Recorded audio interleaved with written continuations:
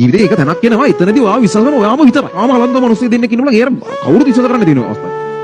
එතන තමයි ගොඩක් මිනිස්සුන්ගේ ටර්නින් පොයින්ට් එක. ඔය හැමෝගෙම කතාවල එහෙම කෑල්ලක් තියෙනවනේ. මොකාගේ වුණත් තියෙනවා. අන්තිමට නට්ටෙන්ද ඒක කෙල්ලම වෙලා ගිහිල්ලා අන්තිමට කොහමද එක තැනකින් ඌම මොකක් හරි එකක් හදාගෙන කොට නාපු කතා හැමෝගෙම තියෙනවා. එහෙම ටර්නින් පොයින්ට් මිනිස්සුන්ට තියෙනවා. ඒ ටර්නින් පොයින්ට් එක ඇත්තද? මේකේ කොහෙටද හැරෙන්නේ කියලා සම්පූර්ණ තීරණය. මේවට සමහර අම්මා තාත්තා විශ්වාස කරන්නේ නැතුව.